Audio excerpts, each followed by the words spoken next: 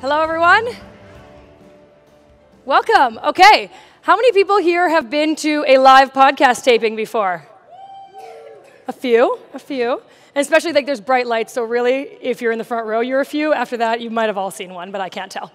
Okay, I'm gonna go over a couple housekeeping before we start. So we are going to be taping this panel live for our show, which is called Start Podcast, and we'll have it up on the screen in a minute here. Start Podcast is a podcast started by Matt Miller and myself, Margaux Miller, and we interview startups in the Canadian Prairies. We started the show to really bring attention to the amazing companies coming out of the prairies, many of which we have on stage with us here right now, and just to have one more platform to really showcase the awesome things that we have going on here. So when we get started, we are going to be recording live, like I said. So as far as your contribution as an audience, there is, in fact, another mic that's in the audience, so we can capture your sounds. So you are absolutely allowed to laugh, you're allowed to clap, you're allowed to participate as an audience, and then we'll capture that and have that in the show that you can find on all major podcast platforms. Just look up Start Space Podcast, type in both words, and you'll find us.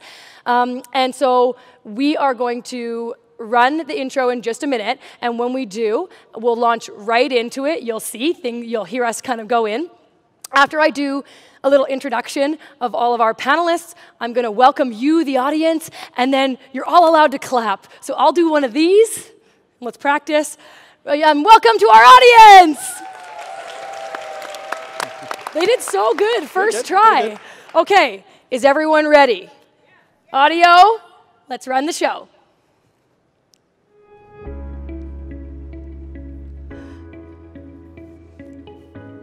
Welcome to Start, an Innovation Alley podcast. Where my left-brain brother, Matt Miller, And my right-brain sister, Margaux Miller, will cover the A to Z of starting a business here in the Canadian Prairies.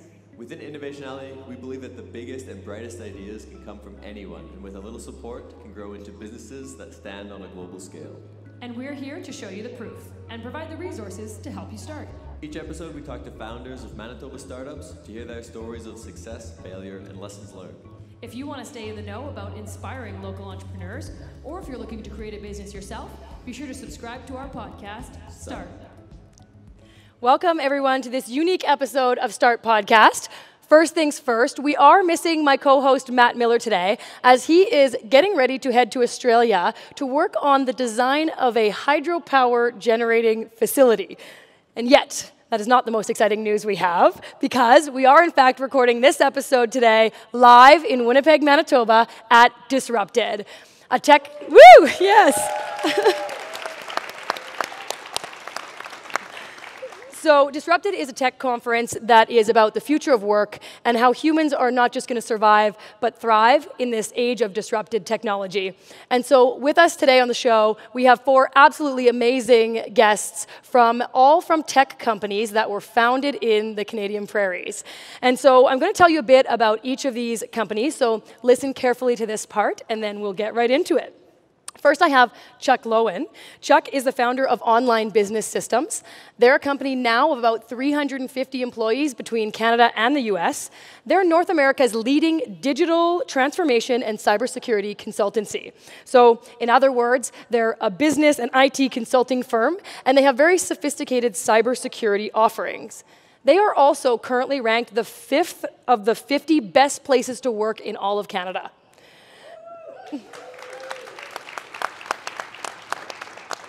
We also have Carly Shuler with us today. Carly is the co-founder and CEO of Hoot Reading.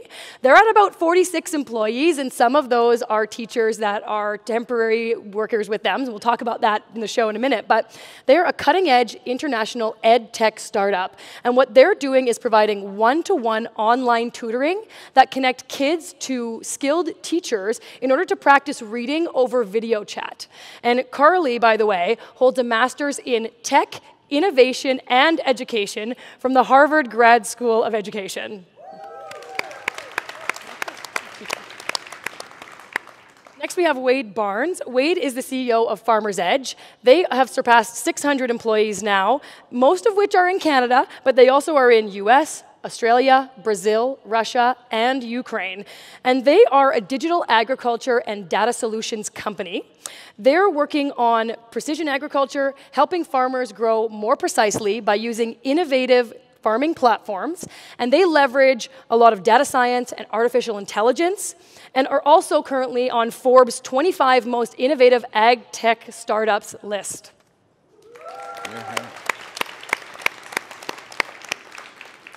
Finally, we have Jay Myers. Jay is one of the co-founders and is the current VP of Growth at Bold Commerce. They're at about 350 employees in Canada and just expanded into Austin. So you'll hear more news about that. And as one of the fastest growing tech companies in Manitoba, Bold is an e-commerce specialist, and they are providing a suite of solutions for basically any e-commerce challenge that you might have. They are also a numerous award winner and are on the list of the top 50 fastest growing companies in Canada. Okay, and finally, I want to welcome the final member of our group today, which is the audience. Okay, so to the four of you, I'm so glad that you could join us here today for our first official live taping of Start Podcast. So let's get into, I want to just know, tell me in a general sense, what's it like growing a tech company in the Canadian Prairies specifically? I'll start. I mean, when we got started, Farmers Edge was a precision agriculture company. We were consulting. We weren't really a tech company. And as we sort of changed how the company was to move it towards sort of a data focus, I mean, I would say it was really difficult. You know, we went out and raised some of our first capital out of Silicon Valley, and with a really well-known venture capital group. And we were the first company that they had ever invested into in Canada. And sort of there was this view that as quickly as they invested, they would have rather moved us into Silicon Valley, because you might not know this, but all the smart people in the world are in Silicon Valley. Right, of course, there are no smart people None. in the Prairies or in Winnipeg, and it was a real big issue. I mean, they viewed that there was no talent, that maybe if you were in Waterloo or Vancouver, but really at the end of the day, that what could you do in Winnipeg? And so it was a real challenge. Luckily we had a really strong board that tried to focus these folks on, like, look, the Prairies is the heart of agriculture, and there's a lot of talent here in Winnipeg and the Prairies, and companies like Bold and Skip have really proven that. And so I would say for us, part of it is the tech community didn't really understand agriculture all that much. I would say that the venture capitalists didn't want us to be here, and I would say to a certain degree at those early stages, in 2014, 2015, I would say banks didn't understand how to lend to tech companies in Canada compared to the U.S. I would say that the government with resources, were much more focused on trying to support, somebody that was building a tractor to ship it overseas rather than support a fledgling tech company. And so I would say that there's a lot has changed in the last few years, but at the time when we got started, I would say it was really difficult. And to a degree, you could really see why a lot of the talent or the tech companies were moving south. And I think that's changed now, but it wasn't easy in the beginning. And having groups like all of you that have decided to stay here, that really have a main hub in Winnipeg or in Manitoba, that helps us at the same time. Like, you had to make that hard decision to stay. And I know pretty much all of you have had some outside funding. Was that a point where you felt the most pressure? I believe that we would not be where we are in a lot of other cities. I actually think a lot of our success was because we started this in Winnipeg. There's a lot of advantages. There's advantages to being in Silicon Valley and the tech hubs, but I think being in Winnipeg, we got to, our competitors are New York and San Francisco and all over the world, and we're competing on a world stage from Winnipeg, and we could be 200 people for the same cost as maybe like 50 or 60 people in San Francisco with 100% of the talent. If you want to argue 99%, maybe there's like a sliver of very specialty roles that are maybe hard to find in Winnipeg, but the bulk of really good talent is here. So I think it was a competitive advantage for us. We were able to grow faster. And I kept hearing from our competitors, like, holy cow, how are you growing this fast? We're competing and we're still 17 people and you're 50 and we're 20 and now you're 100. Like, well, it's cheaper doing business here and the talent's just as good. So it was a huge advantage for us. And to answer your question about when we did receive funding last year, there was a little bit of pressure, but I think maybe 1 or 2 board meetings that kind of died down a little bit. And, we recently, you mentioned we opened an office in Austin. That was strictly because of the person. We interviewed people in Vancouver, Toronto, one from San Francisco, one from Austin. And our mindset around it was we wanted to find the right person and build a team around that person. He happened to be from there.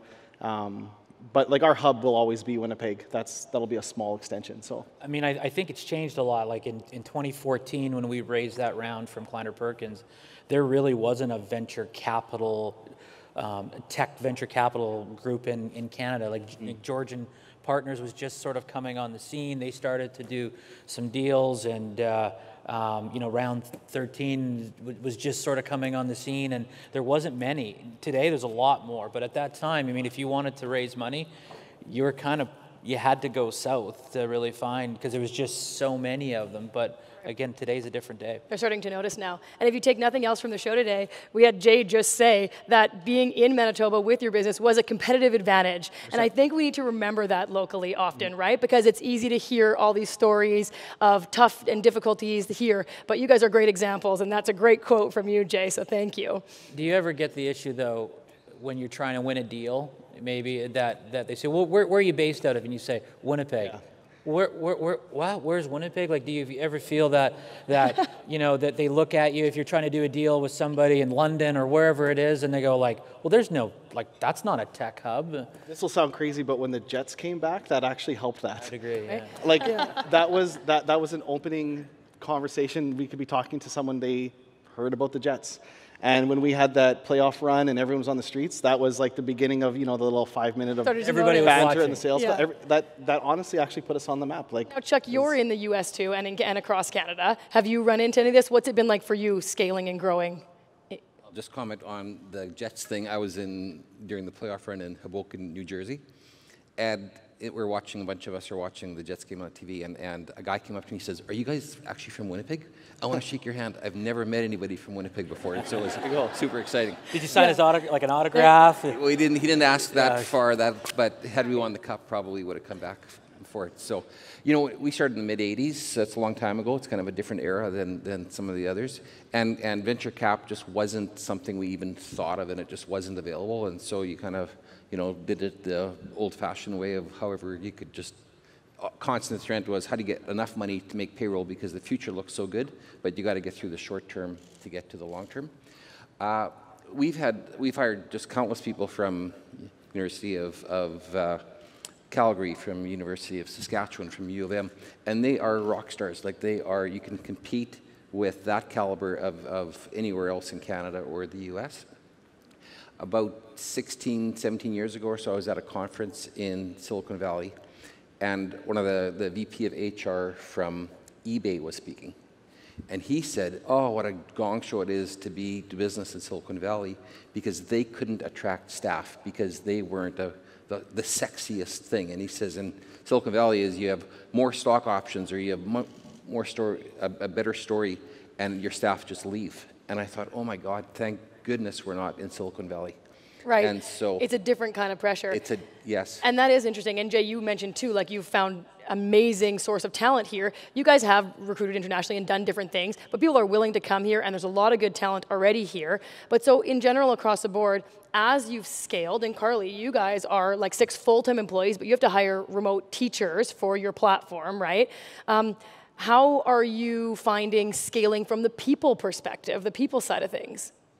I mean, at Hoot Reading, we really are a people business more than we're a tech business. We connect kids with real classroom teachers to read together over our app. And so scaling from a human perspective is probably more challenging than scaling from a tech perspective. And I think that's one of the reasons that podcasts like yours and conferences like this are so important for startups here in the Prairies, because the truth is we don't have the global stage that places like Toronto or the Valley have. We're also very humble. You know, we have a lot of success stories. Bold, Skip, 24/7 InTouch. We've grown a lot of incredible businesses here, but we don't tend to shout about ourselves from the rooftops as much. So, you know, especially we're building a consumer business. We're not ag, we're not B2B. We are building a consumer brand. So taking the time to shout out about what we're doing at Hoot Reading is really beneficial to us. So thank you. Yeah. Well, and Wade, from your side, I was kind of wondering, you guys have artificial intelligence, you're using information of things, IoT, and so when we had a presenter earlier in the conference that was talking a bit about recruiting tools and how artificial intelligence is becoming part of that, seeing as you guys are comfortable with artificial intelligence, is that something you're considering? Would you consider using AI in hiring practices as you continue to grow? Well, I mean, I think, you know, when it comes to people that are focused in tech, you know, a lot of them are looking to put their mark in the world, you know, and so I think we're a little bit lucky because what we're doing, we are, you know, significantly disrupting agriculture. You know, we're moving it from a traditional sense to, you know, very data-driven, which, you know, the spin-offs of that is the change around, you know, the environmental footprint, you know, how we're growing food, how we're changing farming practices in different parts of the world, so I think that in itself attracts people because it's unique, it's different. Specifically, you know, if you have been in Silicon Valley or one of the tech hubs, and you know, to be able to kind of come in and say, hey, you know what, we're gonna reduce the amount of fertilizer we put on farmland, and it's going to make a big difference into the environment. That's you know, pretty meaningful. So I think, yeah, you know, the ability also of being able to showcase some of the things that you can bring to life. And also take on the big guys. Like, you know, our major competitors are these little companies called Monsanto, John Deere. You know, we always you know, say, hey, you know, don't you want to take on these evil bastards from Monsanto? And that you know, I hope there's nobody here from Monsanto. You can edit that out of the show, Wade. So I mean, I think that is, you know, it attracts people, but we're diverse because we have agronomy people that are on the ground that works with growers that actually tests a lot of our models. We have salespeople, and then we have, you know, data scientists and devs, and so it's a real mixed bag. So you get quite a mixture of different philosophies. You know, if you go into the U.S., I mean, I would say it's kind of funny. Some of, you know, even politically, where you know, some of our core guys that work out in the field, they're you know, pretty big Trump supporters, and I wouldn't say some of our devs, they have a little bit different political leanings, and it's kind of a bit of a melting pot inside of Farmers Edge. So. Well, and one thing throughout the vein of this conference that's really come up often is hiring people in tech who have actually creativity skills. Because we're starting to realize that like tech isn't just, you know, one type of person, that in fact, as we move forward, the difference that we're gonna need in our companies to survive as a tech company is in fact ensuring that we do have that human side of tech that this conference really is focused on. So have you seen any changes in your hiring practice to include more of finding the right people who have that creativity and those soft skills as well? Absolutely. Well, two things. I want to actually just touch on the scaling from a people perspective. Yeah, please. Because this is something we actually screwed up quite bad. And, you know, when you're growing a company, things crash and burn, and then you fix them. Like we had our servers in 2013 on Black Friday crash, and it's like this story around the office. In 2015, I would say we had a bit of a culture crash, and we had to give a lot of thought to how do we scale it if we're going to grow? Because I think we got to about like 50 people, and you know, when you're insulated in a small group in one room, you're around the founders. Everyone's going to think alike and act alike and make decisions alike. But then as you grow and you're in different buildings in different countries and different cities and different offices, I mean, there's some people that I don't see on a daily basis. So how do you get that to scale? That's something we've thought a ton about, and I don't know if you want. I have some thoughts on it. Please. So what we've done, this has been the key for us, and we've broken it down into, because we believe culture is like a shared set of beliefs that define how you make decisions. Essentially, it's the personality of your company. And so to get to 350 people now, I would say our culture is better now than it was when it was 60 people. And so what we've really worked hard on is three things, and that's defining it, giving access to it, and then modeling and reinforcing it. And so when I think about defining it, culture, it's like telephone when someone says, you know, the game telephone, by the time it gets to the end, it's different. Yep. There we go. That's like culture. Like your founders will have it and your core group will have it, but how does the person who starts today have it and have the same understanding of what those values are? So we spent a lot of time defining what, am I cutting it out? You're good. Okay, I'm leaning on the thing here, so.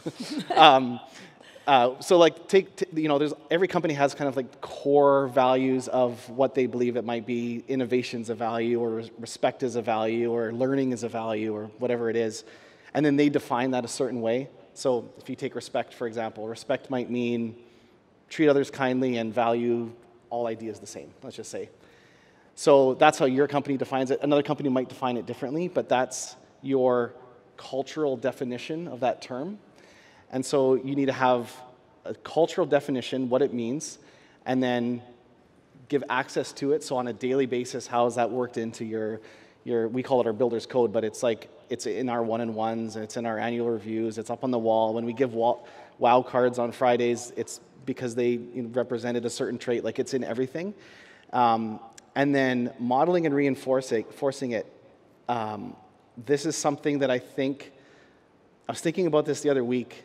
As companies scale, I think one of the biggest things that gets ignored or not paid attention to is middle management. That is probably the most important layer in a company, is middle management, and they are the lifeblood of companies, and they are the ones that model your culture. They teach. They are the ones that appreciate the staff. Like, you might not have time to talk to everyone, but if you have middle managers, give them the tools they need, give them the resources, give them the training, invest in them as much as you can, because they will be what allow you. They're the foundation. It's not the executive team that's the foundation. It's that middle management that will allow you to scale to thousands. Once you have a strong layer there. Yeah. Anyways, that's been really key for us from scaling on the people side. Because I think that's helpful. And we have had people this week say, like, codify your culture, write it down, do something where you're demonstrating it and you're making it accessible. So I think that's really good advice.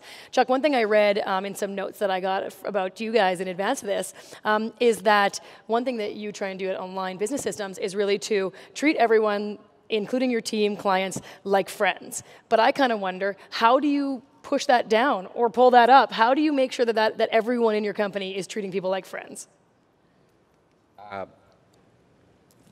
Further to what Jay was saying is you define the culture, you codify the culture, and then I have 8 reports, and they need to know exactly what we're doing, exactly what I'm thinking, what the other executives are thinking, and they need to be very aligned.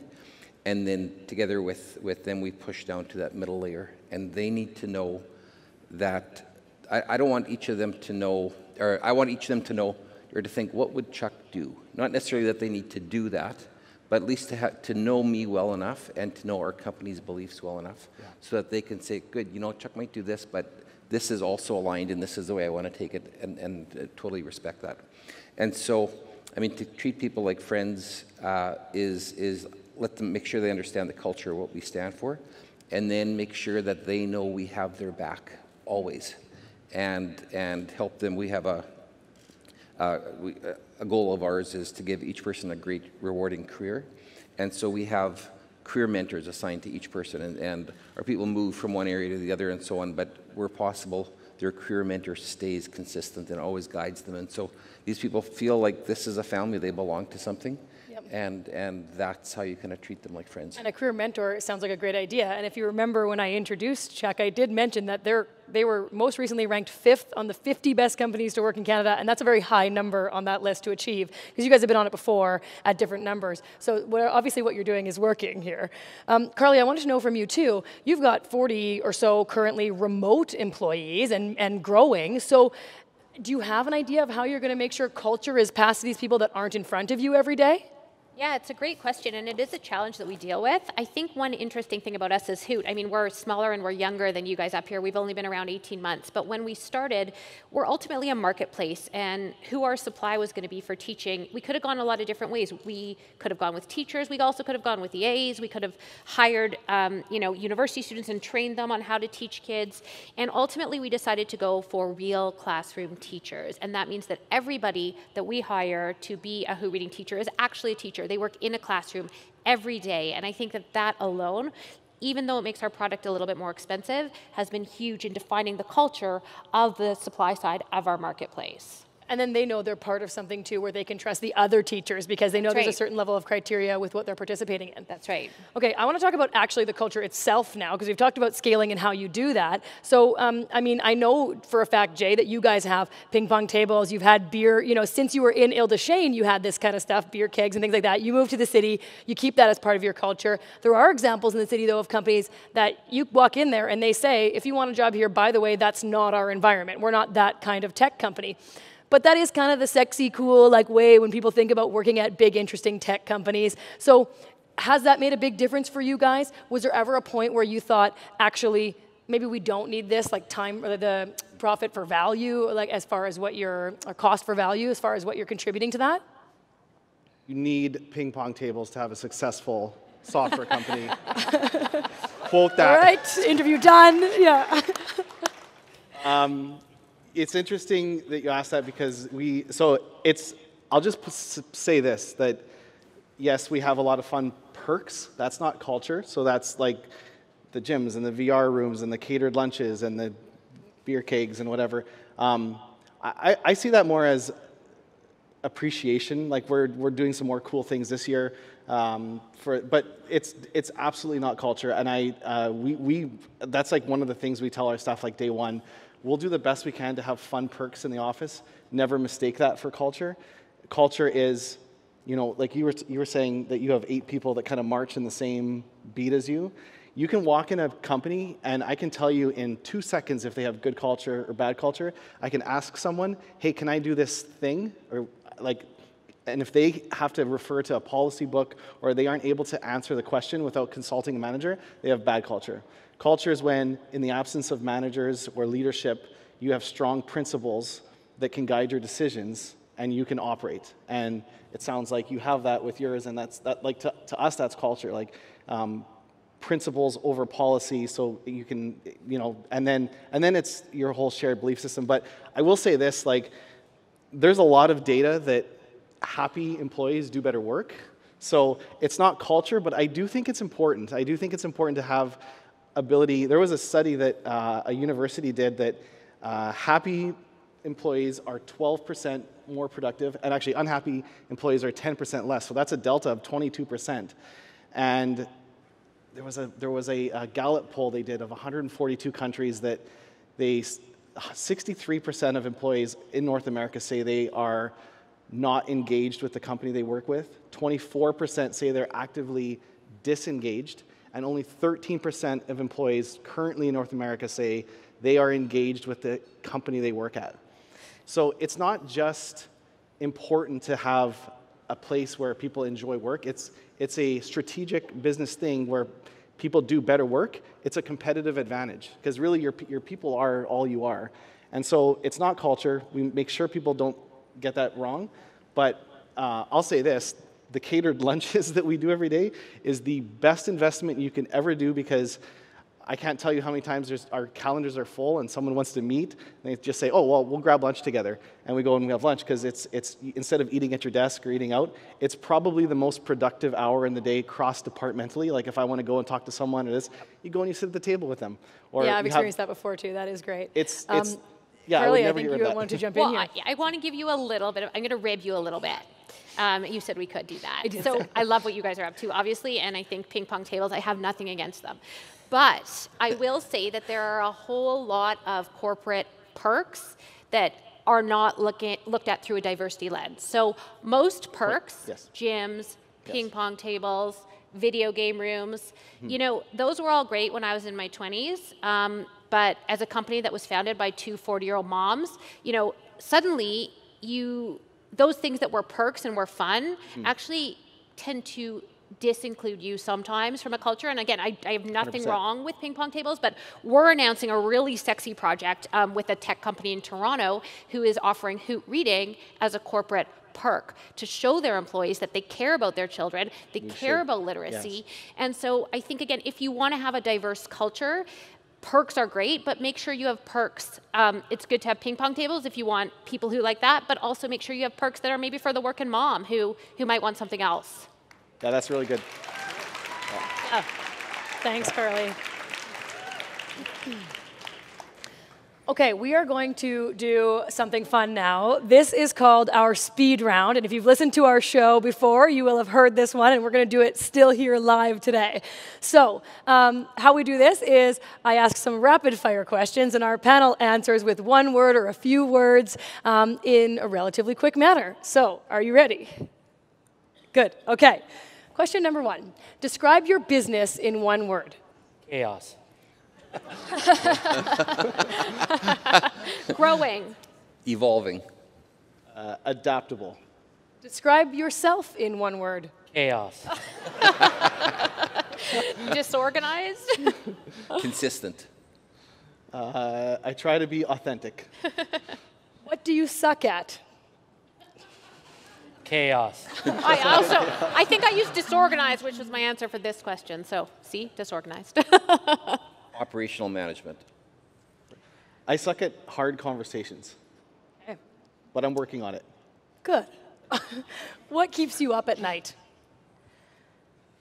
Chaos. Wait, you can do it. Something else. Change. My kids, literally. Sales. Yeah, my kids as well, and ideas. I don't know, like my brain. Funding. Funding. Funding, yeah. Fair. Yeah. Okay, this might be similar, but let's try and be creative here. What's the hardest part of working or running a tech company or working in tech? The hardest part for me is shutting down products or projects, and that's just like a part of tech. You try things and you fail fast, and it sucks when you, as a team, when you're like working on something for a year and then it's just not catching on, and then we say, okay, we're going to shut this down. Like the people working on that project, it really sucks, but it's kind of part of the industry. So, yeah. The pace. That's it's Yeah, tech is moving fast. that everything's about pace, and you have to move at that pace or you're dead. Anyone else? Focus. There's so many opportunities where, you know, as a small team, where are you going to focus your time? I'm going to copy pace as well. Sure. Yeah. Okay. What is the best way for you to relax? Wine. Whiskey. Yeah. Just different types of alcohol. Yeah, good. If I'm smart enough and I leave my cell phone by the door and I just play with my kids I just disconnect. Good one. Yeah. During the day, going for a walk, and probably in the evening, a glass of wine.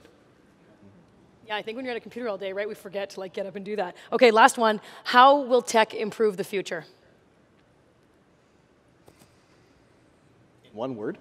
You can use a sentence. That's a hard one. It might not.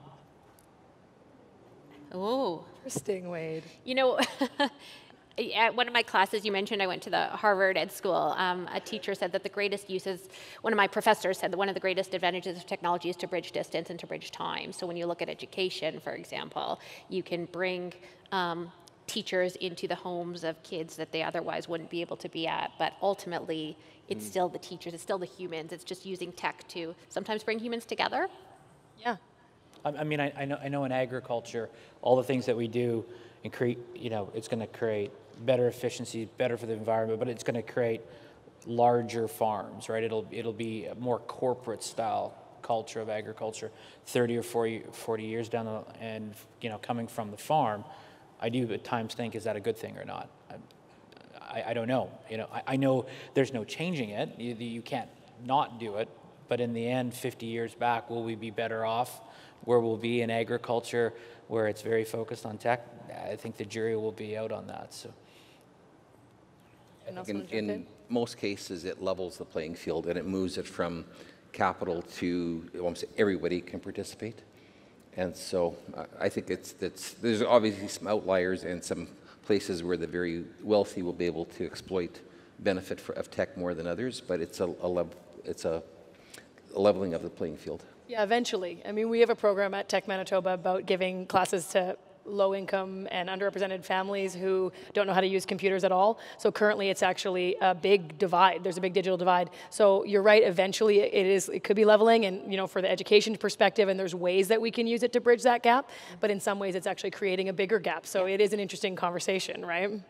Really. Yeah, and I'm an eternal optimist, so I believe it's going to improve it. I think there might be aspects that is unknown with AI. There's the debates around that. But one thing that's comforting to me is when I look back at, 100 years ago, probably 99% of industry was related around agriculture.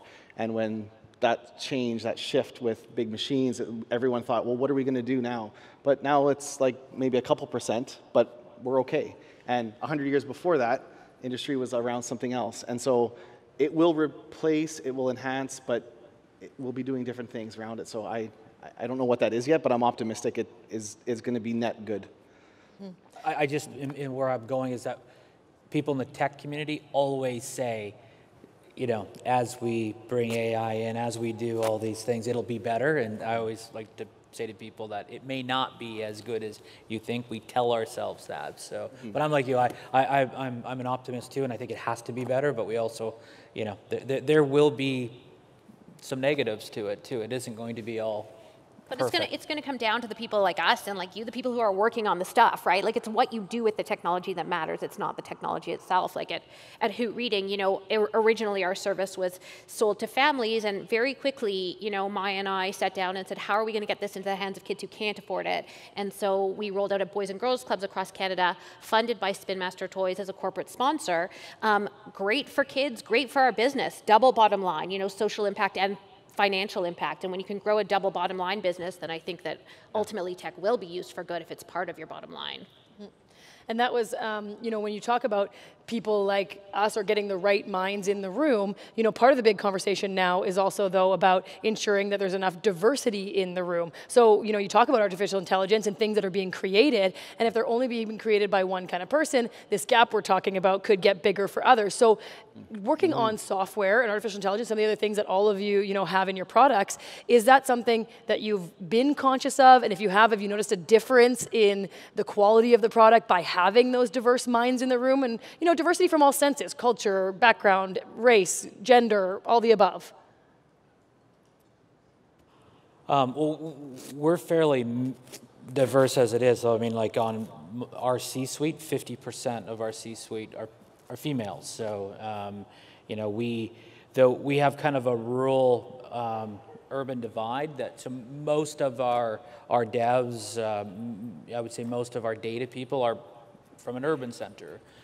When you get out into the rural areas where our agronomy people are boots on the ground, they're from rural areas. So there's different thought processes, and you look at from different countries, different cultures. If you get out to the Midwest of the United States, it's pretty Caucasian.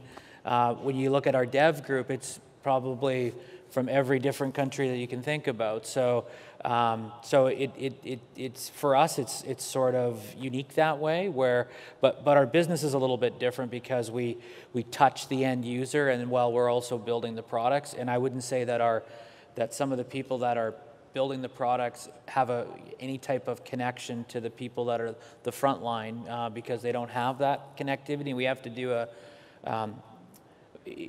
do a good job or a better job of always sort of making the people that are helping develop the products understand who the customers are. Because if you've never been on a farm before, if you've never experienced agriculture, and you're in an office and Waterloo, you can get disconnected pretty quick. Well, and that is a risk, right? We talk about built-in bias in the things that we're creating. So is there anyone else that has paid attention to this, or that has a conversation worth sharing that your team's worked on to make sure that that's at the core of what you're doing? One of the things we, a couple years ago, just like the language we used, we realized the word culture fit kept coming up, and we changed that to culture add.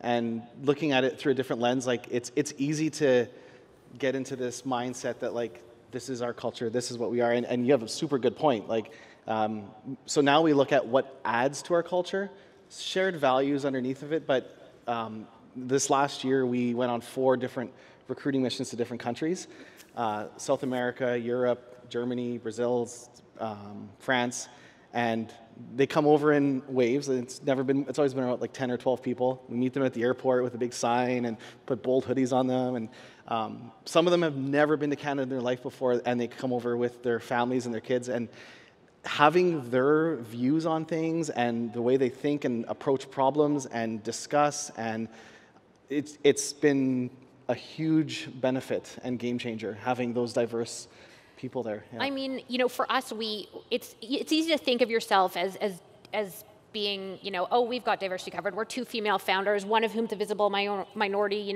We're on top of this. But recently, we signed a deal with a nonprofit called Right to Play, which brings after-school programs to Indigenous youth across the country. And in our original meetings, they said to us, so how many Indigenous teachers do you have? None. How many Indigenous books in your library of over 600 leveled readers do you have? None. And so sometimes you have to look in the mirror, and I think, I heard this at Move the Dial, which is a great diversity and tech conference in Toronto, which is having good intentions is not the same thing as being intentional. So it's not, of course we have good intentions, but we had to intentionally go out and find Indigenous teachers and intentionally go out and, bring Indigenous content into our library, or like you said, intentionally go out and do a culture add, not a culture fit. And so I think, you're always learning, right? We don't have a diversity hiring policy or program. We just have a policy of what's the best person that we can get. And as it turns out, is we have just a broad range of people from different ages, different races, different religions, different aspects of their life. And so we become very diverse, but not because we're purposefully, intentionally diverse. Right. Okay, now on our show, typically we ask you guys to give general advice for entrepreneurs who are looking to start a business in the Prairies. And so far, you guys have given a lot of advice when you're already kind of underway and you're scaling, and some really good feedback on culture and what it means.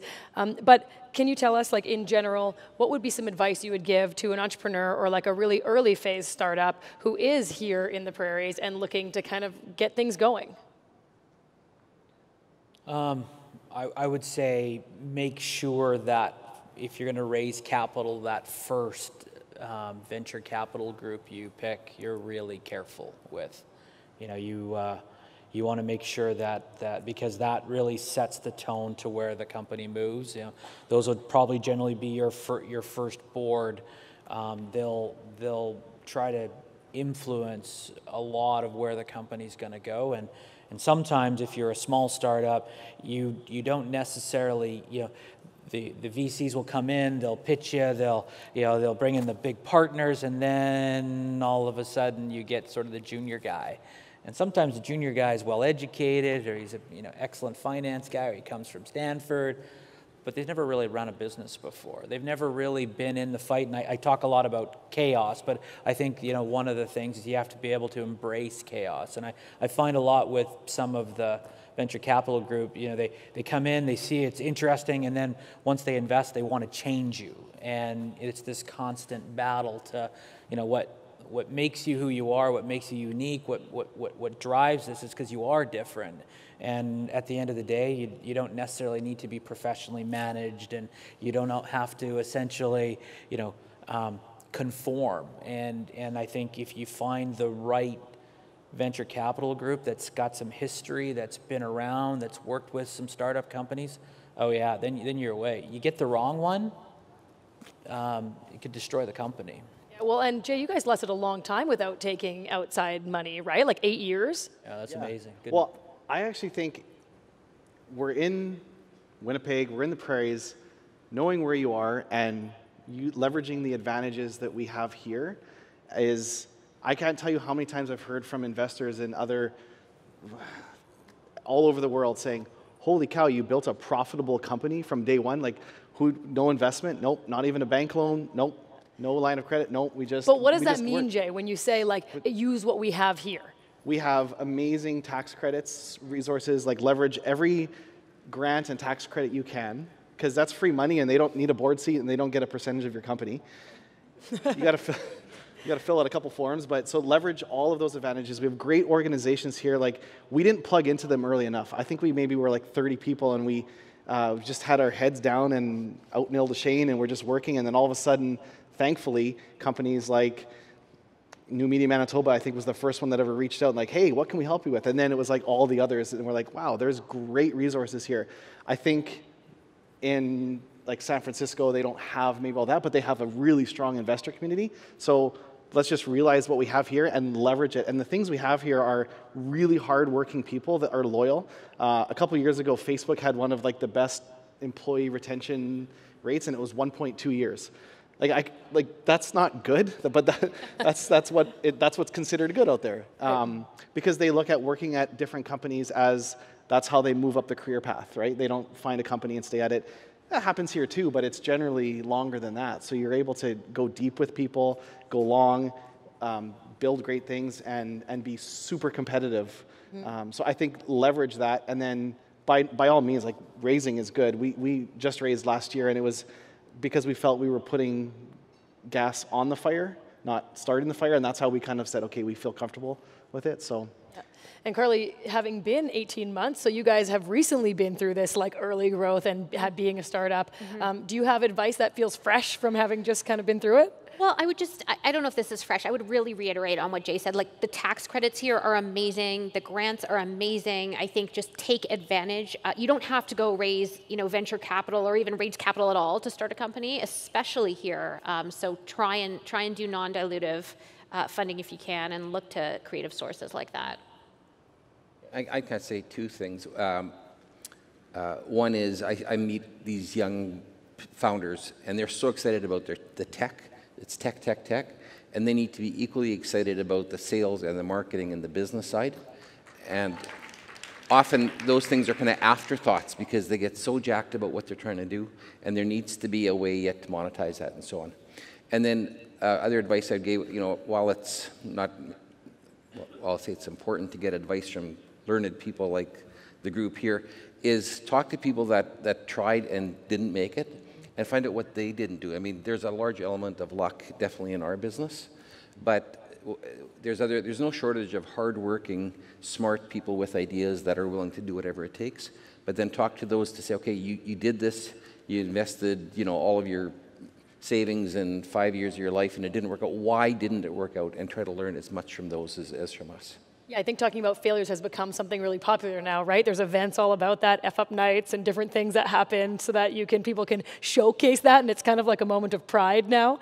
And Jay, you talked briefly earlier about having to kill projects, and that's something that you find trouble with. So there's still that iteration of failure even when your company is formed, right? And it's even harder because when you're starting, like, you have to succeed. And once you have a number of products and you're like a decent size, you get a little bit, it's easy to get complacent. Like, if you just said, we have X amount in the bank account, we have to make this succeed, it's different, because it's easy to think, oh, we'll just keep funding it. And so sometimes when we have to shut down a product, teams are always kind of like, oh, well, why? I'm like, well, it's just not working, and we're going to, shift. And usually people are good with it, but sometimes it really stings deep. I just want to touch on you had a really good point about sales. I believe that so much because it's sexy to say we're a product company, we're a product first company, and the best products win. And I have this really fun story of one of our products is Kick Booster. It's an affiliate software for crowdfunding on Kickstarter. And we partnered with a guy originally to do it. And he came to us with this idea, and he had this, it looked like a legitimate working product, but it was like a landing page, and he had sold $10,000 worth. I think it was $299 per, and he sold $10,000 of people signing up for it. And then we said, oh, well, great. So how far are you on the product? He's like, actually nothing. I just made a landing page, some copy. I'm going to refund everybody, but I wanted to prove the idea first. And that's what you should do. A lot of people will spend a year trying to build a product and then go out and sell it. put up a landing page. You know what? You'll pay the 2 point whatever percent when you refund it, but that's the best way to validate an idea. And like we got to flip it sometimes. We got to put the sales first and then build for the product, and we get it backwards way too much. The other advice that we hear often on the show, on the podcast, when we interview different guests is that you really do just need to like tell people what you're doing. I think often there's this idea of like hiding what you have because you're worried about people stealing it. Stealth. Right, but if you're hearts in it and you're moving forward with it, no one's gonna all of a sudden stop the amazing thing they're doing to get yours. And if they do, like, okay, bad luck, but like the chances of it happening compared to the chances of someone helping you, helping with that iteration, telling you where you're going is actually not the right way so you can pivot before you've invested all this time and money, right? And that's something that we hear frequently on the show. Yeah. And I mean, I love what you just said. I think sometimes you have to be willing to piss people off a little bit. So for example, with us, we were kind of trying to decide whether we should launch in French, and we figured there would be demand, but we didn't want to go out and recruit and get French books and all that. So we said, like, anyone want to try Hoot reading in French? And we did some marketing around it, and suddenly we had all these people wanting Hoot reading in French, and we didn't have any teachers, and we didn't have any books, and we were sort of like, sorry, we said we would sell that to you, but we actually won't yet. We'll launch it in 2 months. And then we knew we could invest in building out that product. Yeah. Okay, so you guys have gotten pretty good now at growing your businesses, seeing challenges, overcoming them. So you've probably come to a point where you're a little bit better at anticipating maybe what some of the challenges are coming next. Tell us a bit about where you guys are at and what you see as the next challenge for you. Man, well, I mean, so our goal was to disrupt the agronomic element. So in that part where we compete against companies like Monsanto or John Deere or DuPont Pioneer, but the goal for us is to get on the farm, capture the data, the information, and then move towards disrupting other verticals that are connected to agriculture. So kind of like a e-commerce strategy to a degree. Like we see, crop insurance is like the most archaic business in the world. It's crazy how it runs. And so we see a lot of things that we do will move into crop insurance, farm finance, grain marketing and contracting. And so really something very different than what we do today, but the foundation in order to go in is that. And it's funny because we compete against these big companies on this agronomic space, but there's really nobody in, disrupting or doing work in these other verticals. But yet they're still sort of covered by huge companies like Zurich Re and all these big insurance groups and Rabobank and stuff. So that, I mean, I think that's our next big challenge. Will be going from kind of helping farmers make decisions about what variety they should use to essentially how they should better insure their crops kind of real time.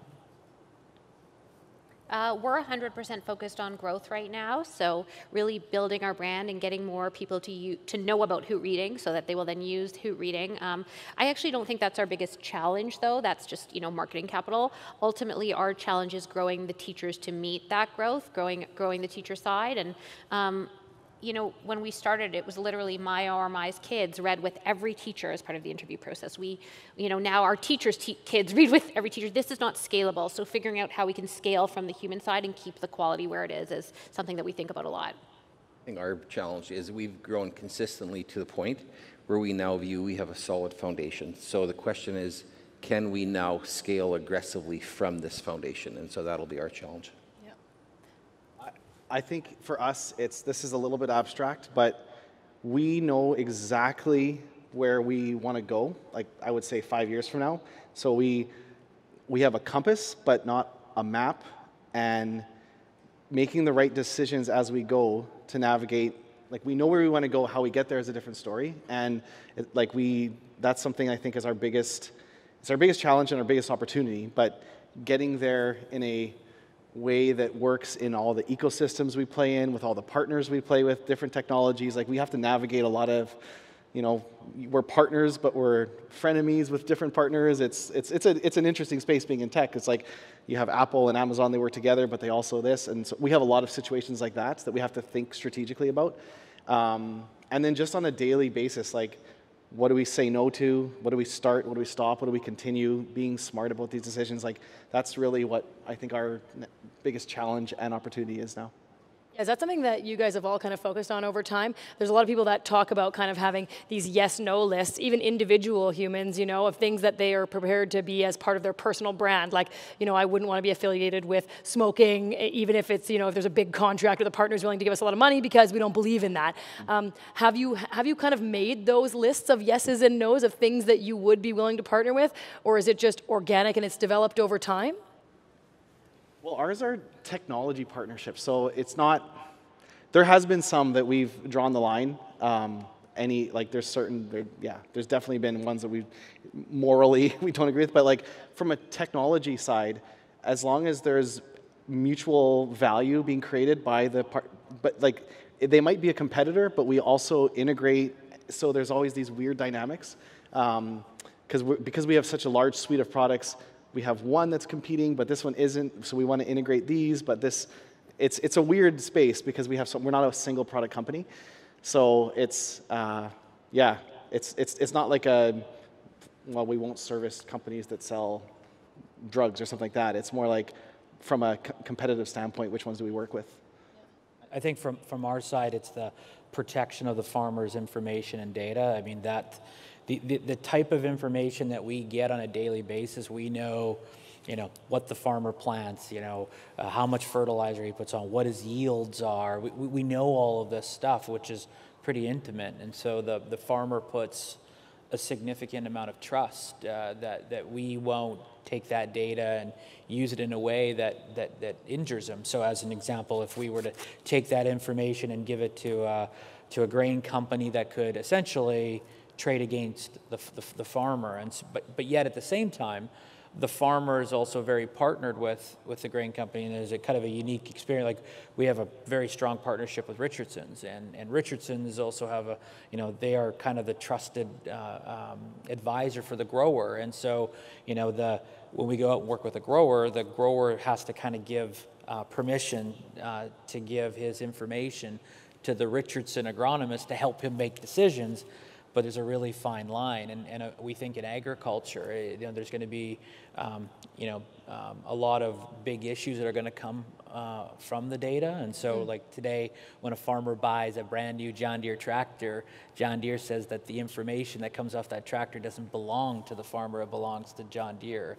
And when you think about all the things that'll be used in the future, so we have to be very careful. Yep. And I don't think you really want to be on the wrong side of the data ownership side of it. So. Well, and Chuck, you're coming from cybersecurity aspect of things, so this probably sparks something for you. Yeah, no doubt. I mean, there's so many different ways that creative people, both good and bad, try to get at data and so on. And so I can see that being one of your key things. I think for us, we have our core values very well defined in terms of what's important to us and what's not. And so if we had a customer come to us, or a potential customer with something that we felt uncomfortable with, we would just pass. Yep. But we don't have a list of it per se. Okay, so I do also want to ask you guys just a couple personal, right before we finish here.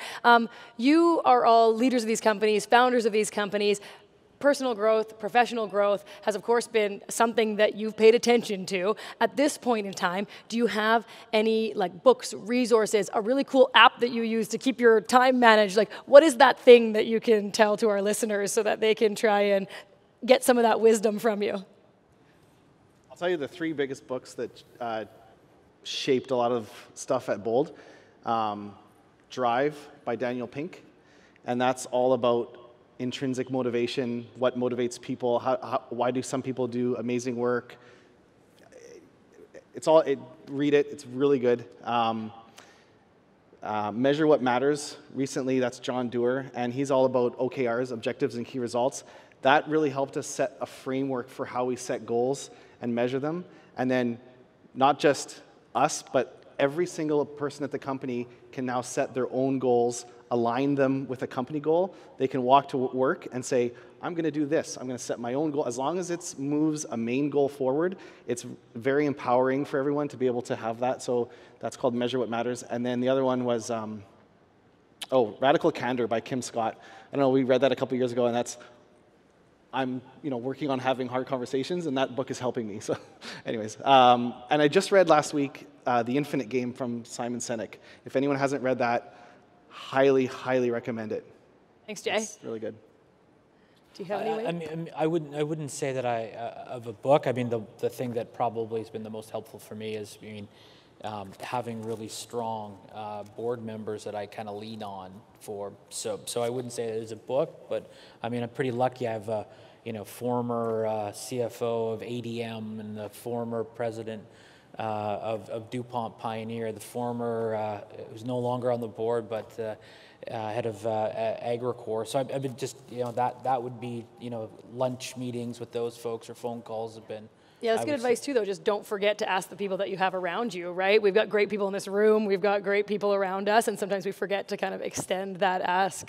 Yeah, I'll go a little bit of a different direction, not a business book. It's called Reader Come Home by Marianne Wolf, and it's all about how we as a society aren't really reading books anymore and why we should. So I recommend it. There's a book called Scaling Up in terms of how to organize your business to make it scale. I think that's a good read for almost any entrepreneur. And then in terms of things, that, I read a diverse number of things, but the one thing I read almost every week is from the Farnham Street website, their Brain Food, and it has lots of nuggets of other things to read. Nice, okay. And to wrap it up, if our listeners want to get in contact with you guys or learn more about your businesses, where should they go? Boldcommerce.com, and my name is Jay, so you can probably guess my email. Jay I don't know, that's probably the best place. If I could give you all my social, but honestly, feel free if anyone wants to email me with any questions or check out our website, it's boldcommerce.com. Yeah, check out our website, just Google Farmer's Edge and it'll pop up pretty quick. So. Hoot Reading. I'm Carly at hootreading.com, and we would love to offer any parents in the room who want to try Hoot Reading or teachers 50% off. So make sure you email me directly off of your first month, only your first month. So feel free to email me if you want to give us a try. And our website's by far the best way to understand. And obsglobal.com is the website. Great. Thank you all for being on our show today and for being part of our live taping. And thank you to our audience here at Disrupted.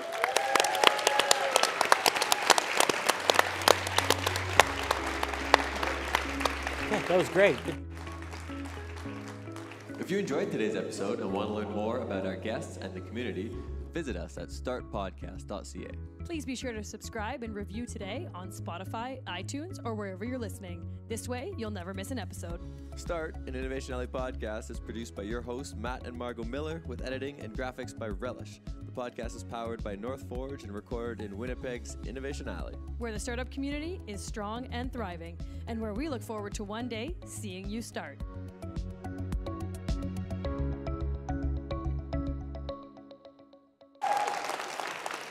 Now, is Margaux Miller not one to watch? Can you not see that she's going to be running some big talk show or something? You did a great job. Thank you, Tony. Fabulous job. Great energy. You guys were good.